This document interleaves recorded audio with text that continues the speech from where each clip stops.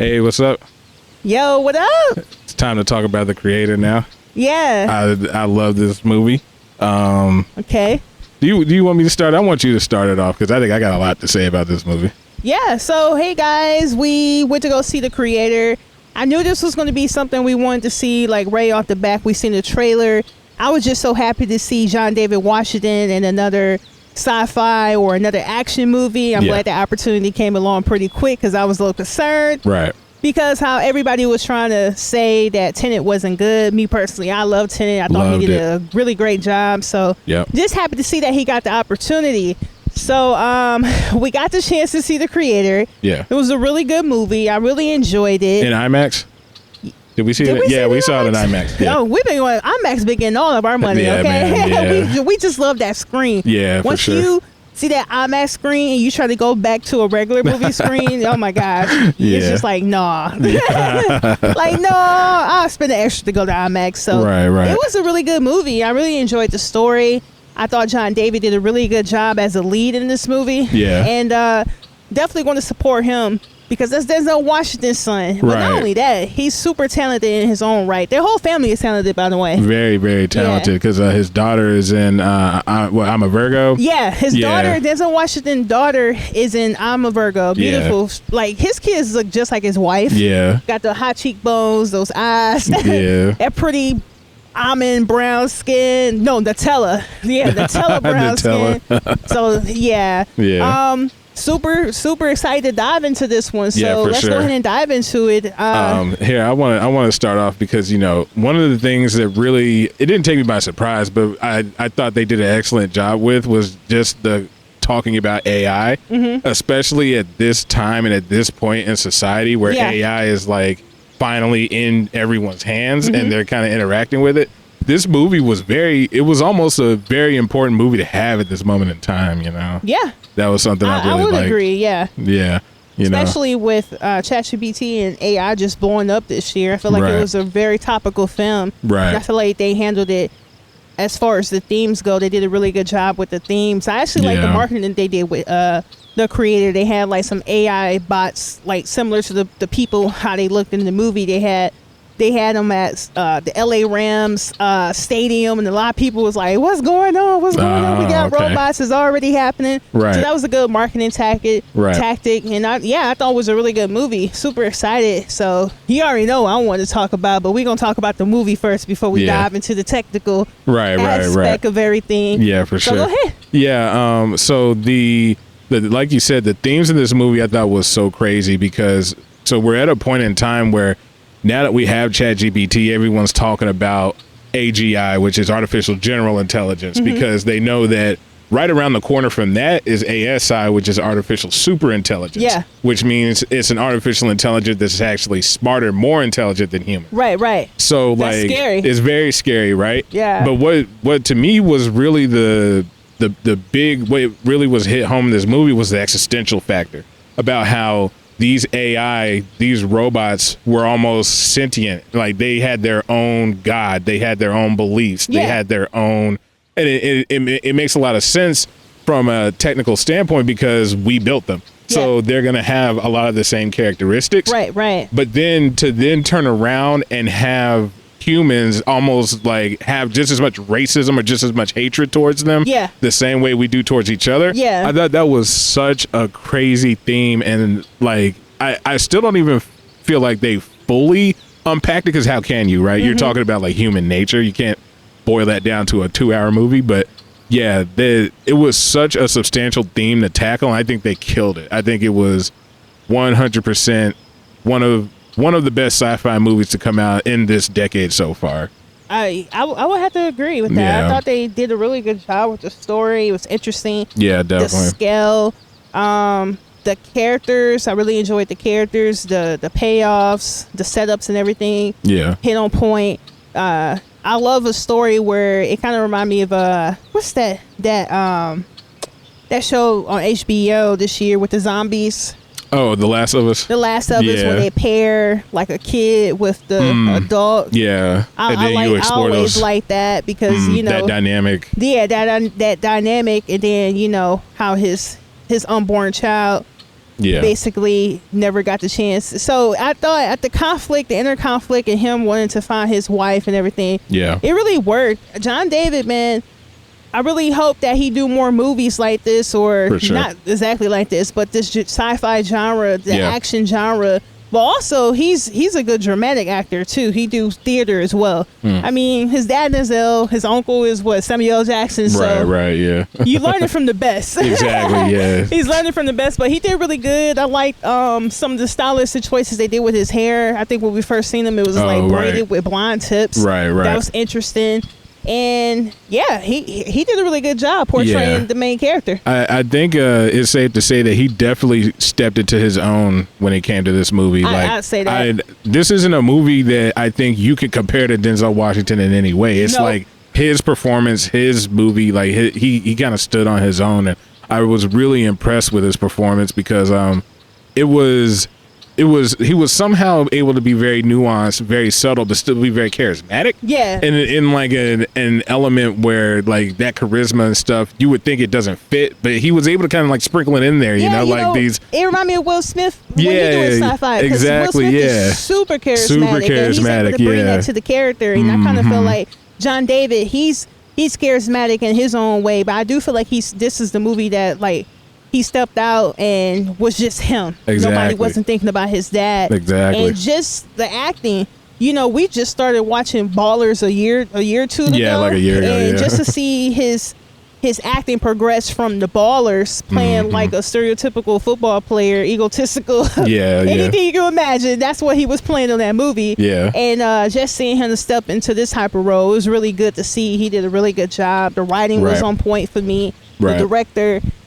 I have no critiques, really. Critiques. Yeah, I definitely. You know, one thing that killed me was how much everybody down Tenet. You know, we love Tenet. I still want to watch Tenet again. Yeah. We were the only ones in the theater to see Tenet because it was the middle of the pandemic. That was so nice. I missed that. That was dope. We haven't been to a movie theater where it was just me, like us, in a very long time. So that's a good thing. Right, you guys keep going to the movie theater. Exactly, yeah. But yeah, like I already gave him his props for Tenet, but since nobody else wanted to, I was like, okay, well, we'll just have to see. But this movie definitely did it. Like it was a complete knockout of the park. And you know, all the other actors too, not just him. Like all the acting all around was phenomenal. There wasn't no other big names in here either, right? Not that I know of. I can't even remember. Everybody else was lesser known, really. I think the sergeant lady, I think I know her from something, but other than that, it was a lot of small name people. So, you know. Everybody killed it, though. They all did a great job. We could get into the more technical aspects because, like, I really want to talk about the cinematography as well. Well, before I jump into that, I just want to talk about, like, some of my favorite scenes and the things that I did. Like, what I really did like about the movie was the world. It was very authentic to whatever it was trying to create, but it was original. It was original IP. Right. And it was just refreshing to see that at the movies. And that's something we need more refreshing. We need more of just like new concepts and new IP, new worlds to explore. Like Marvel can only do so much. Marvel, DC can only do so much. Star Wars is, we can't see Star Wars in the Bronx. So it's like we need to see a little more. That would be a good movie, though.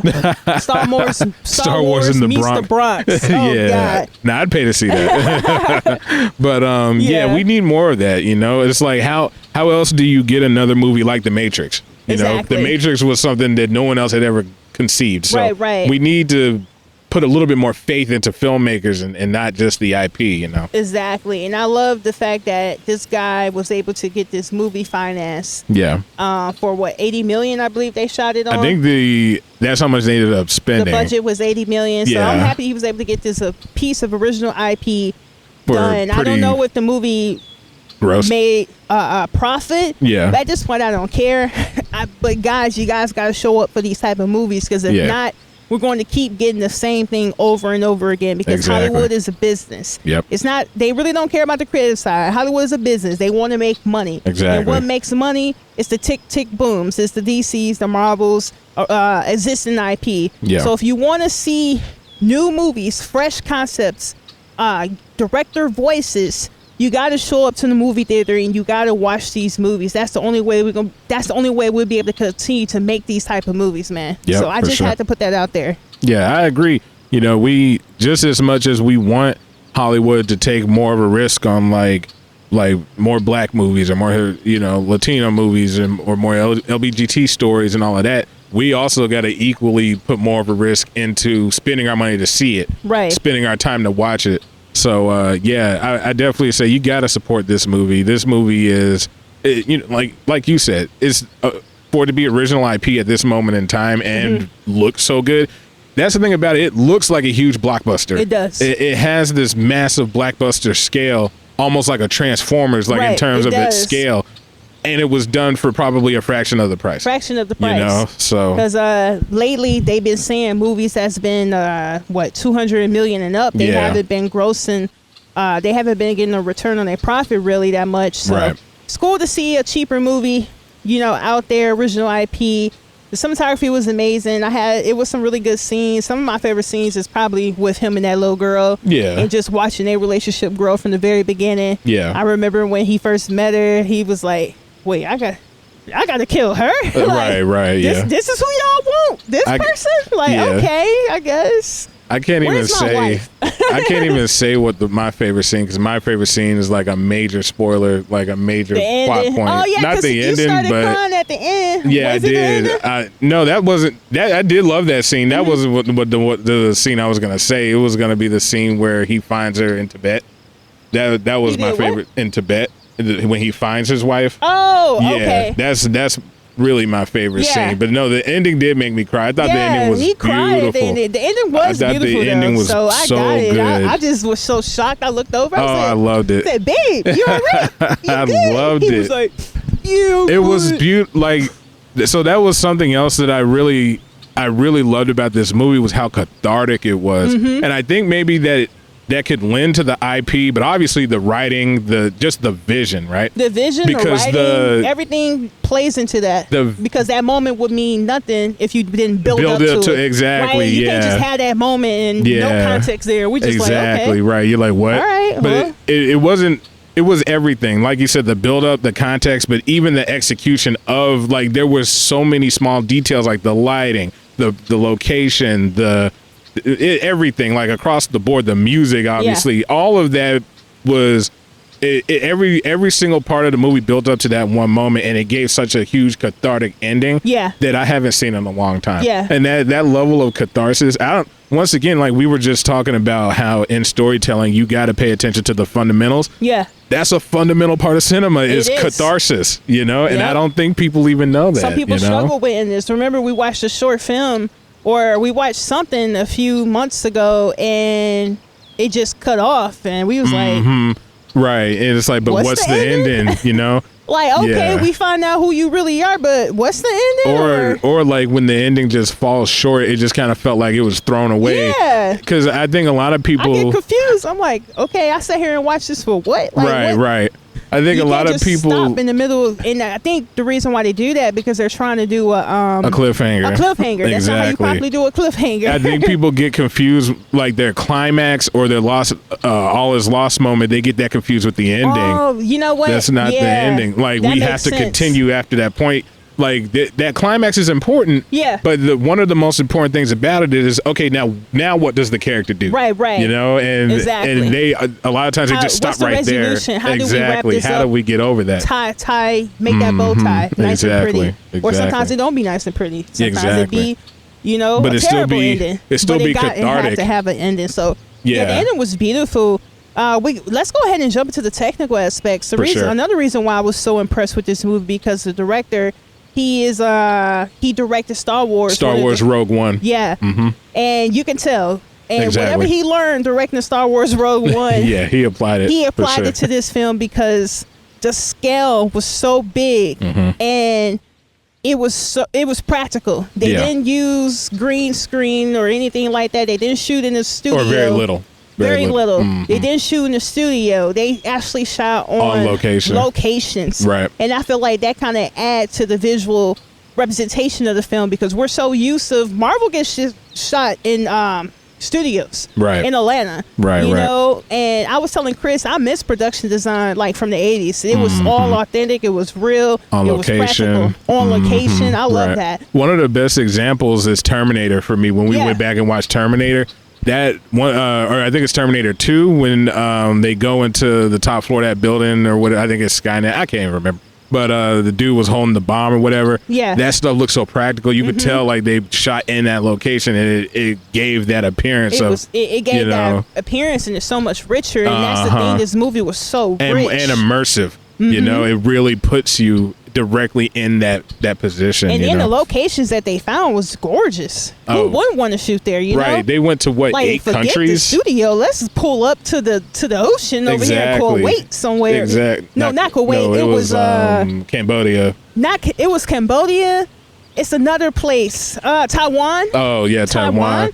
Oh God, I would love they to shot shoot what, in in 8 places. locations, right? Yeah. There was Hong Kong, Japan, Korea, Taiwan, Tibet, Kuwait. I mean, not Kuwait. You made me say it. I didn't make you say nothing. You Cambodia. Yeah, I can't remember the rest. But yeah, like they shot actual on location. And so so to get more into the technical side, because that's something that I really liked as well. One thing that really impressed me was one of the ways they saved a lot of money was in visual effects.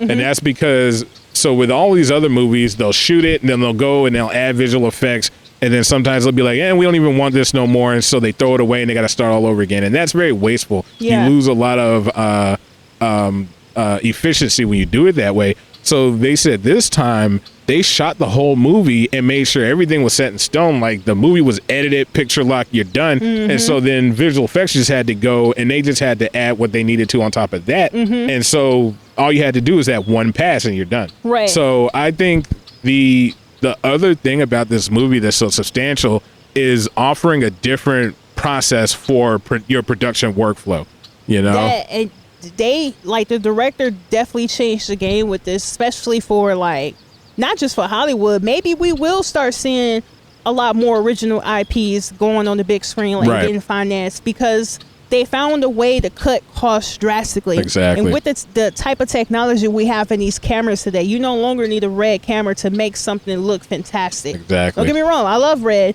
I love Ari. I love the Sony Venice. I love all of those cameras. But you can go get a Sony FX3 consumer-based camera for what, $4,000, $3,000? Yeah.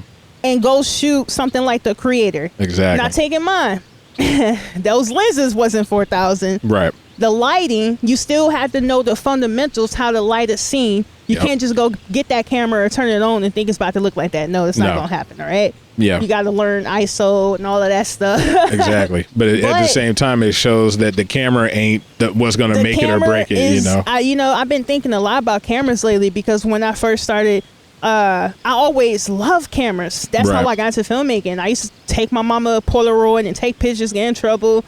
And camera's always been my thing. But as I continue to mature in this filmmaker's journey, I don't care about the camera no more. Yeah. Only thing I care about is getting the right camera who can do the job for me, depending on what type of shooting I'm doing. So like, if I know I'm going to be shooting outside or we're going to be shooting at night, I want a camera with that could perform really good in low light. Right, exactly. But other than that, the bells and whistles and all of that stuff don't even excite me no more. And that's how I know, like, man, I'm really, really mature now. Right.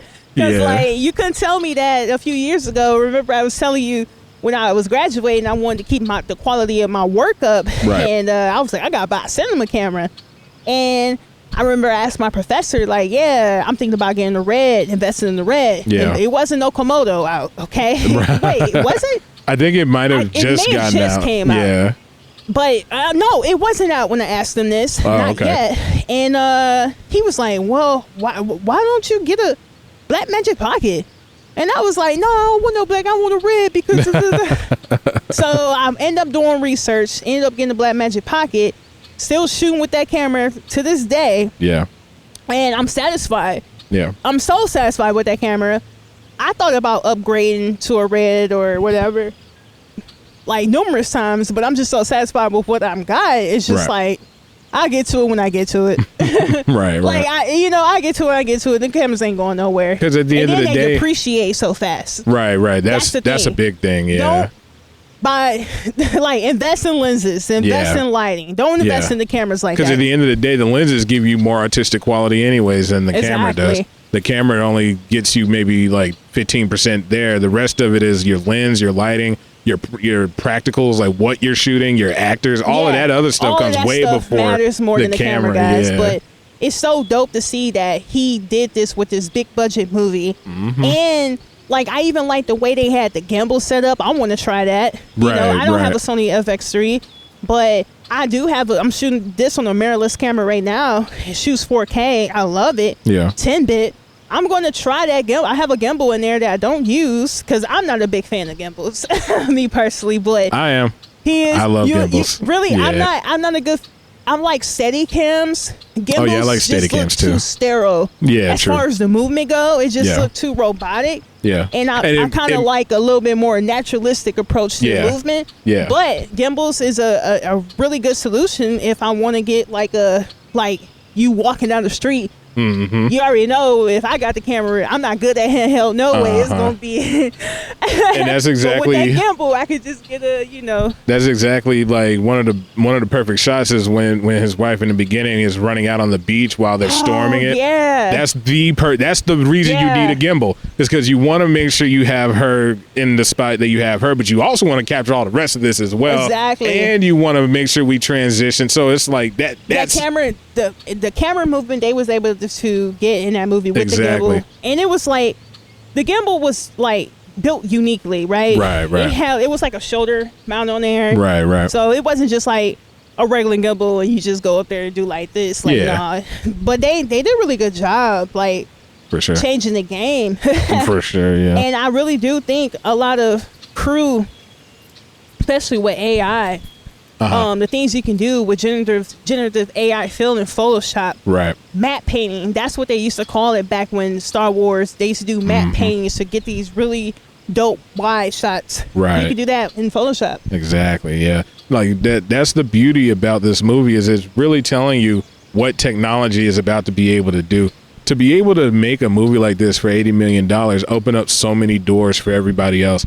Yeah. Especially with the affordability of cameras these days.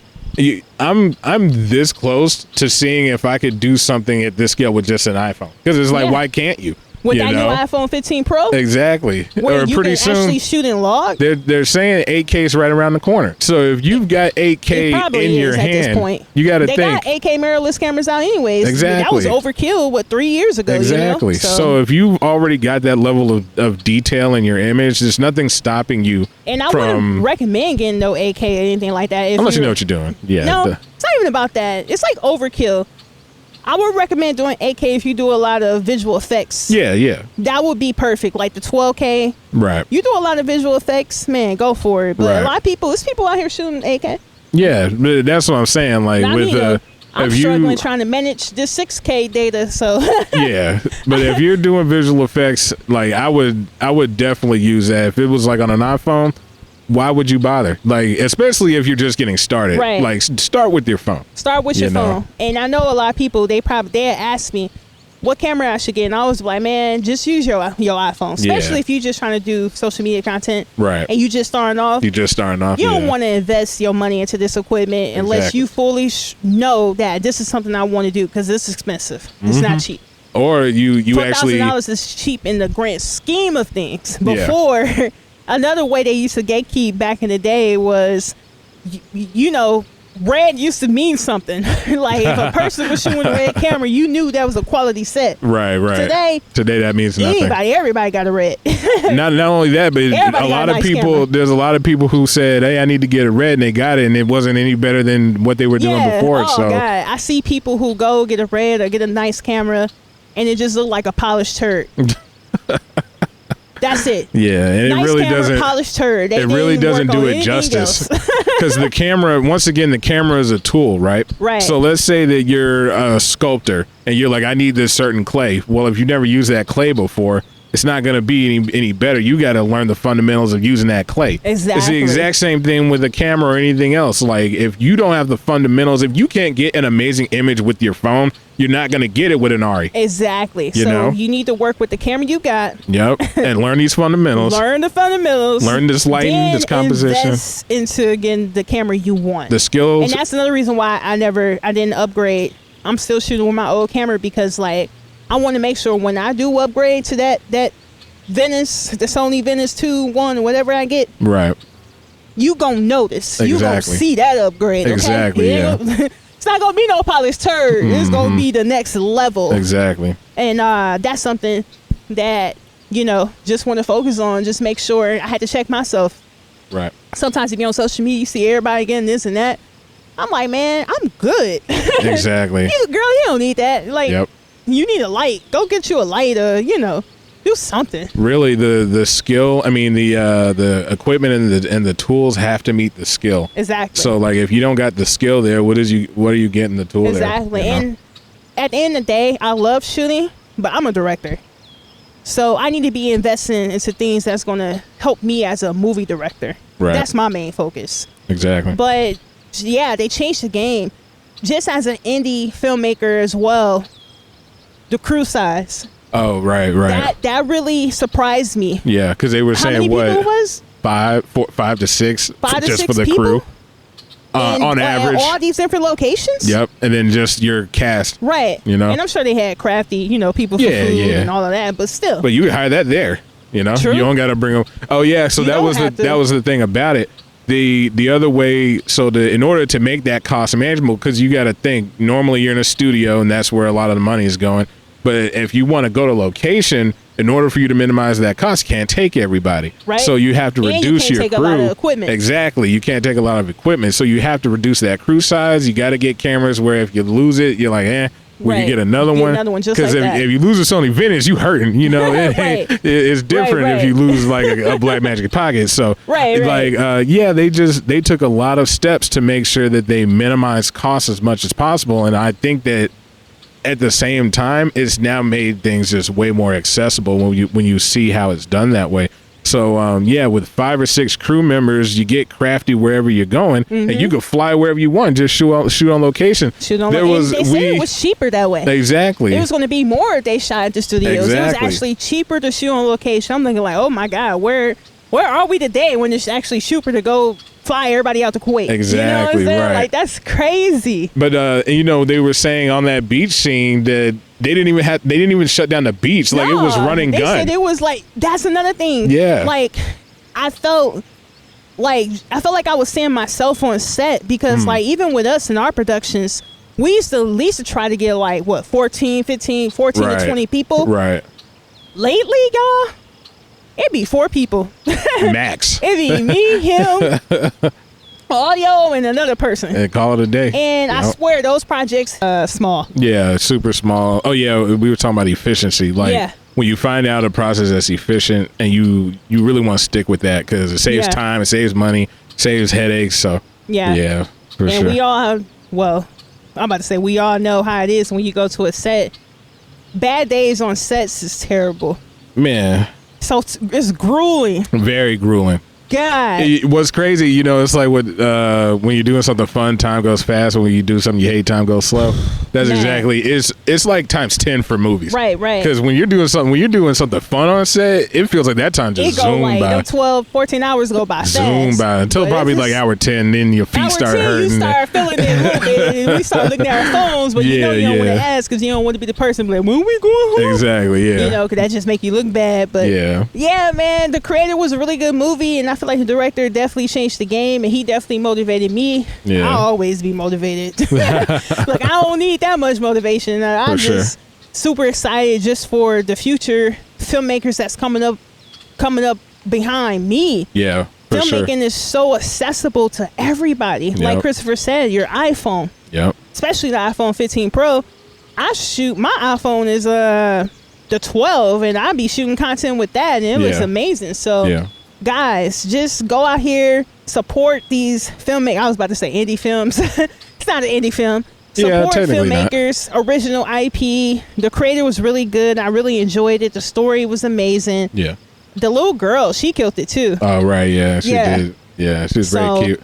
Yeah. John David, he did his job, and we can't wait to tap into the Equalizer, so stay tuned for that. Yeah, for sure. I guess final thoughts for me is I really can't wait. It just like how you said it motivated you, it inspired me to like keep looking towards sci-fi because I love sci-fi as a genre, and if we can just get more people to take risks and we can just get more people to come up with new ideas and more original thoughts, there's no telling where like storytelling might go in the next 10 to 15 years with AI being incorporated. With AI and AR and media's changed. It's like, drastically. As right now, we're still with old media, but in the next 4 or 5 years, it's about to be all these streaming companies, the smaller ones, is about to get brought up, about to get ate up by the big companies. For sure. And we're going to start seeing, Apple, they dropped their Apple dropped Vision. their Apple Vision glasses, and the way we consume our media is changing. So definitely just be thinking about that. But